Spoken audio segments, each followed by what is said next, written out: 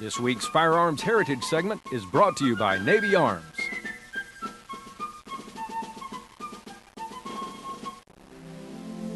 From the gold fields of California to Washington, D.C., in the middle years of the 19th century, few guns were as popular or notorious as the famed Philadelphia Derringer, and despite its diminutive size, it could pack a heck of a wallop. When you have something named after you, you know you've really got it made, and that was the case with Henry Derringer, whose little pocket pistols proved so popular that a whole genre of small concealable handguns were named after him, and still are. Henry Derringer of Philadelphia, Pennsylvania began his gun business around 1810, manufacturing military flintlock rifles and pistols. But orders were few and the business struggled. By the 1830s, he turned his attention to the civilian market, offering good-looking single-shot percussion belt pistols, as well as a percussion Navy pistol.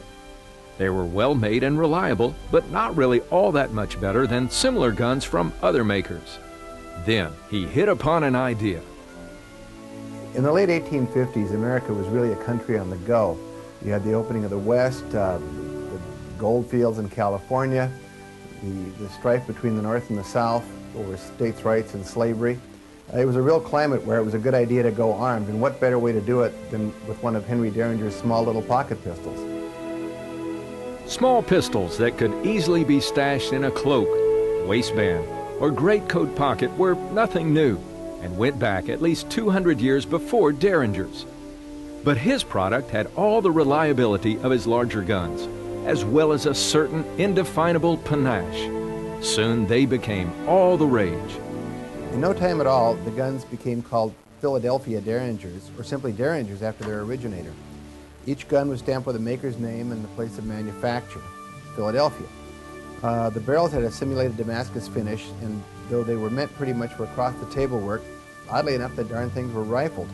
The fittings were engraved German silver and the stocks of checkered American walnut.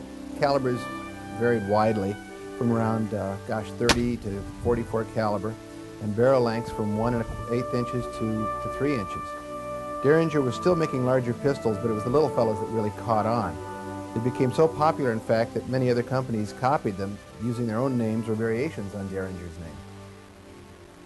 Unfortunately, it was one of Derringer's products that was used by actor John Wilkes Booth to assassinate President Lincoln at Ford's Theater on April 14, 1865, thus forever stigmatizing both the gun and the maker.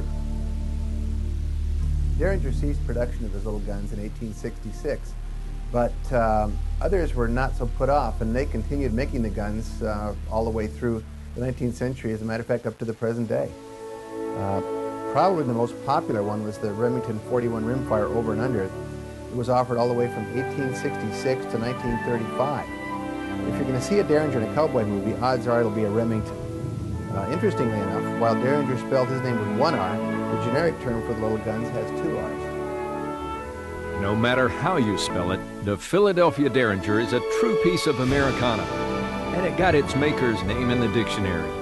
Now that's a feat that can't be matched by too many firearms.